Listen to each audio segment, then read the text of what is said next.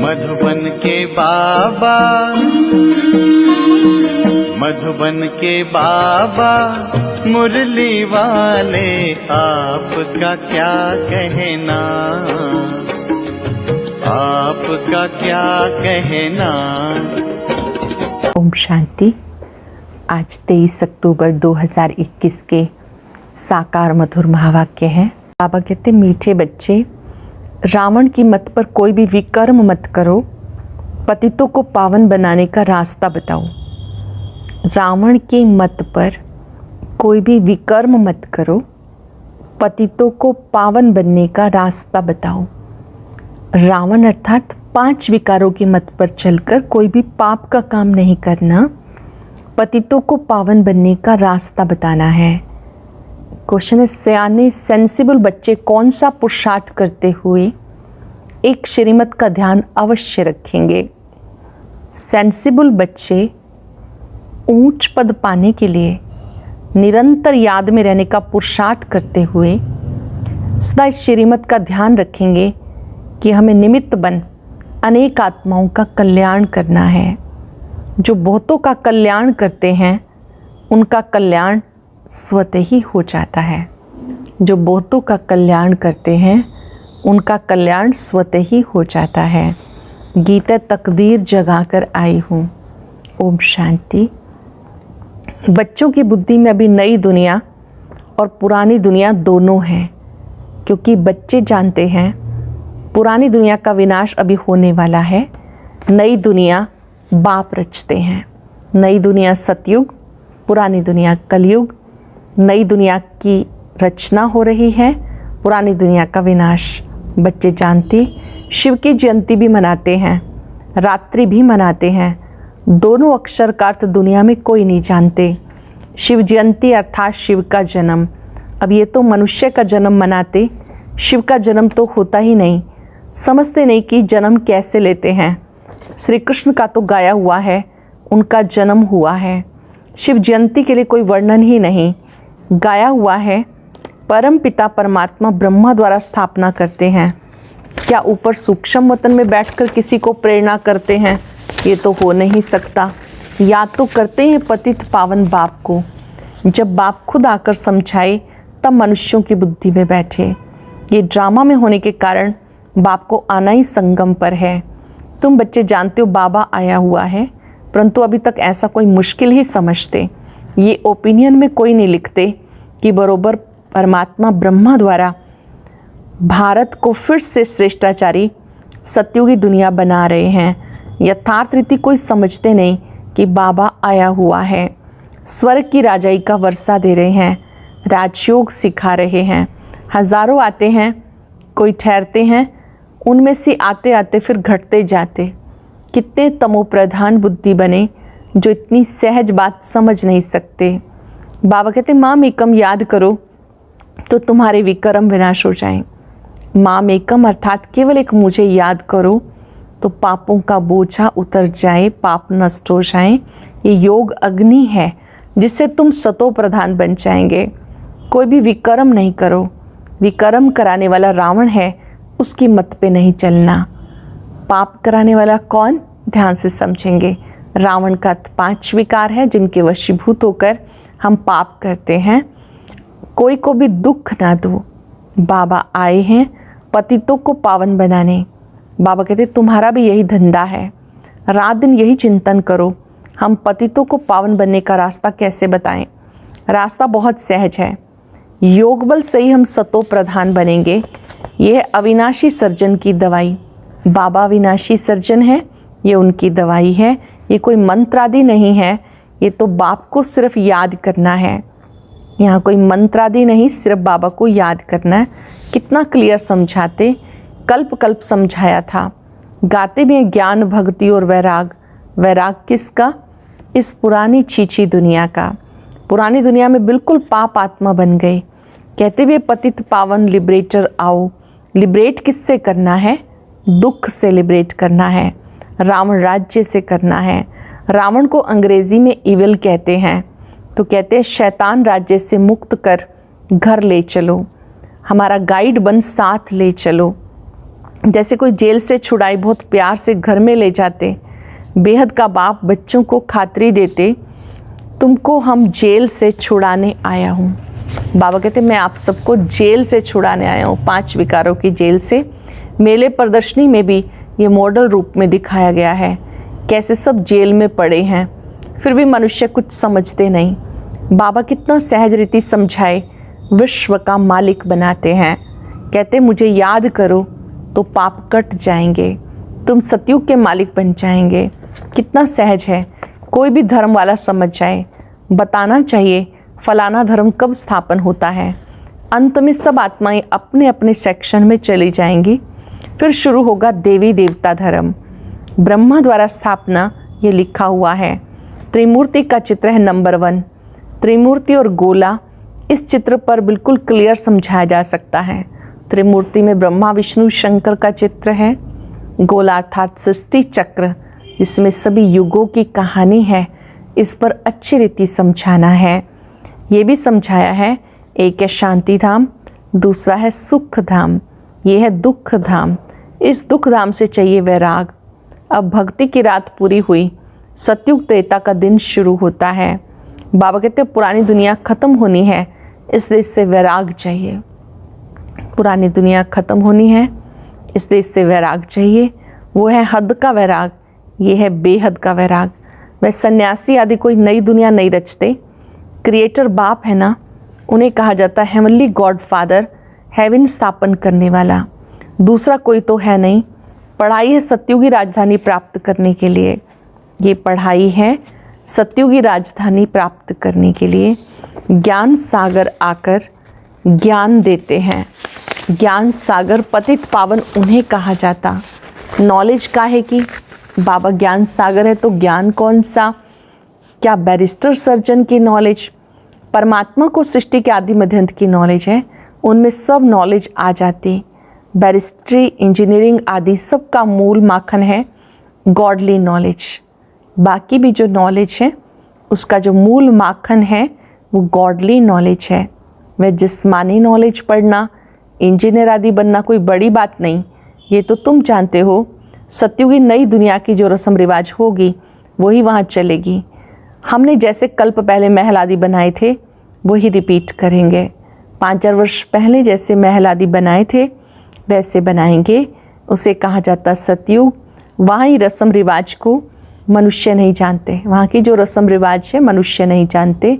वहाँ कैसे हीरे जवाहरात के महल बनते हैं, वे गाए ही जाते हैं 16 कला संपूर्ण निर्विकारी। जो रस्म रिवाज होगी उस अनुसार राजाई चलेगी। ये ड्रामा में नूंद है। आत्माएं अपना पार्ट बचाएंगी।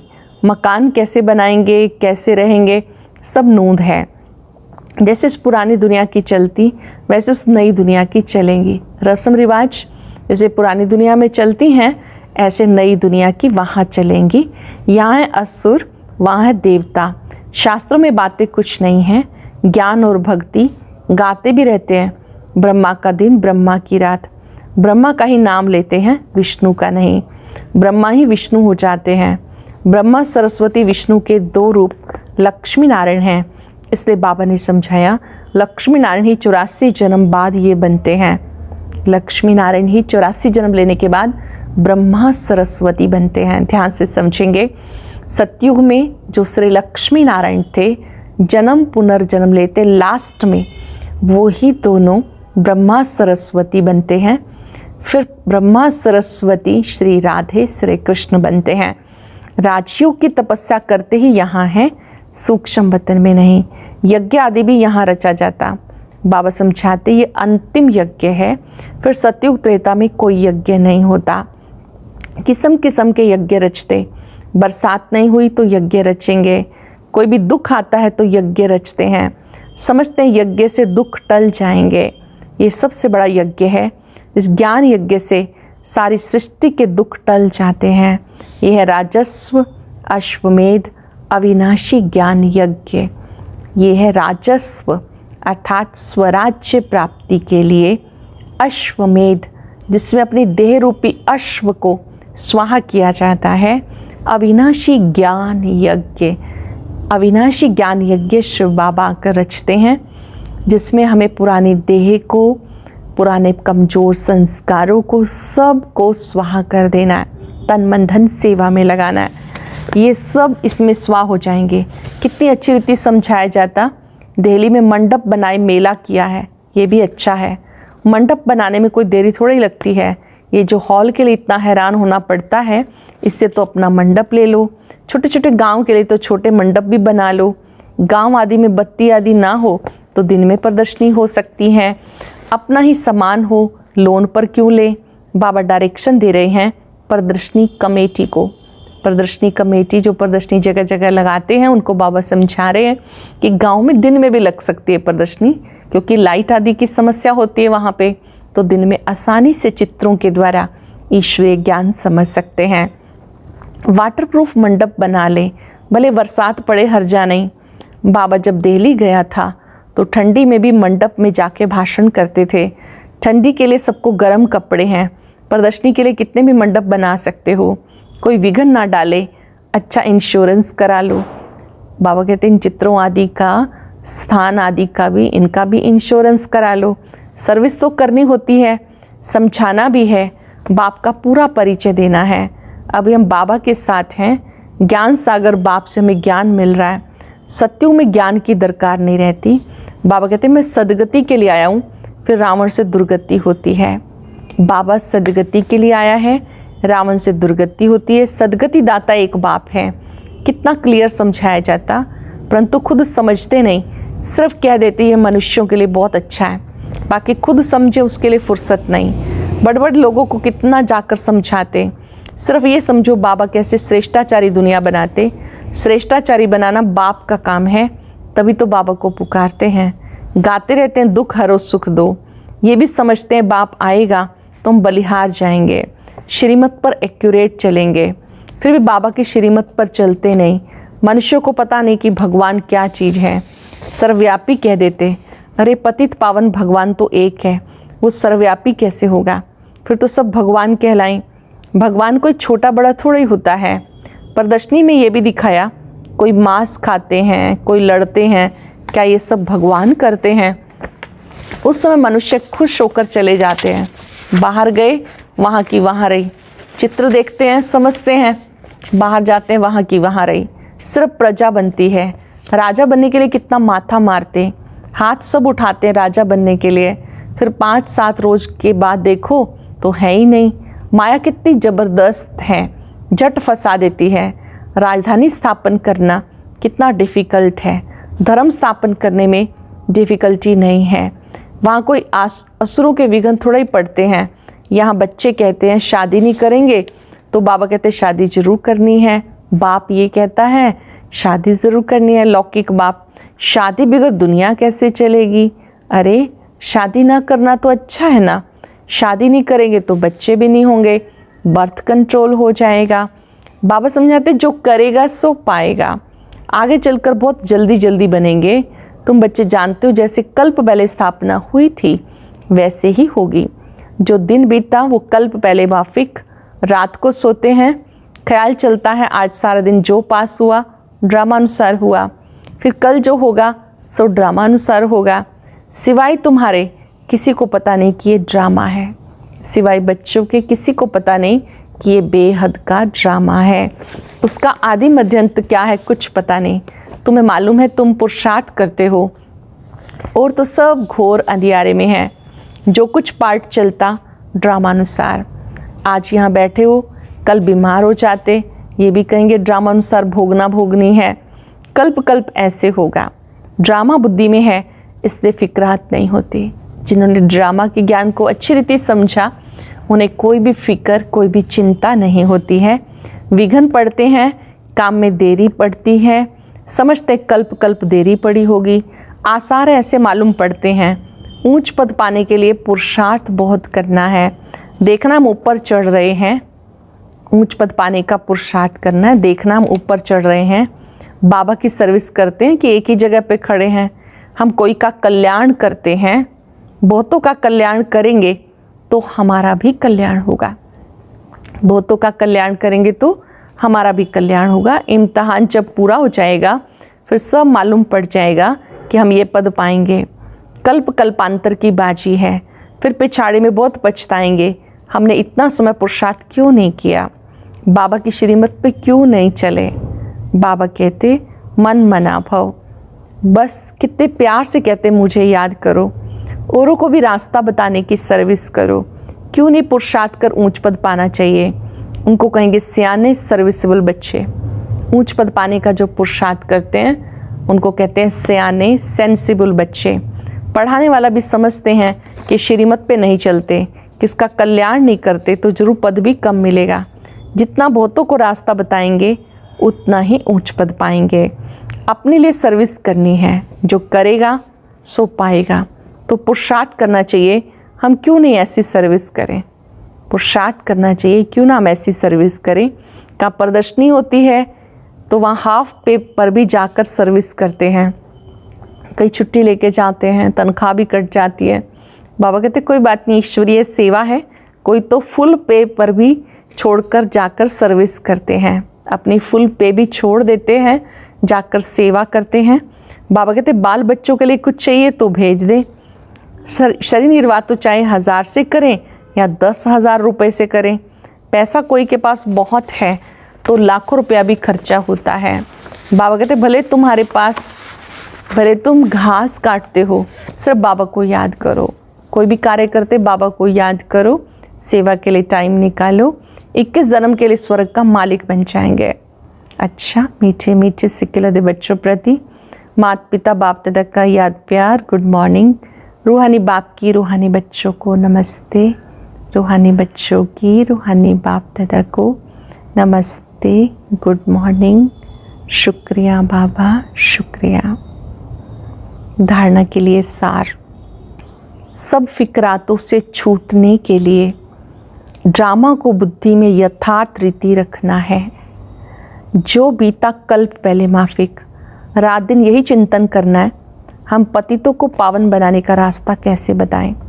दिन रात चिंतन करना है, पतितों को पावन बनाने का रास्ता कैसे बताएं। श्रीमत पर अपना और दूसरों का कल्याण करना है। बाबा की मत पर चलकर अपना और दूसरों का कल्याण करना है। वरदान है, सर्विस व पुरुषार्थ में सफलता प्राप्त करने वाले डबल ताजधारी भव।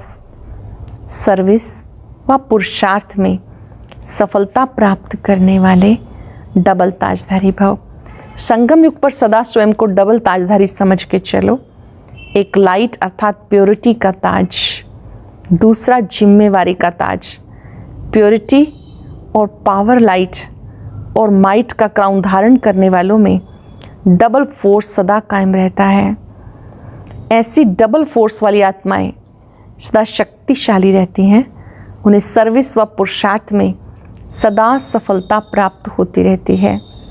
स्लोगन है, दिव्य गुणों के आधार पर मन, वचन और कर्म करना ही दिव्यता है।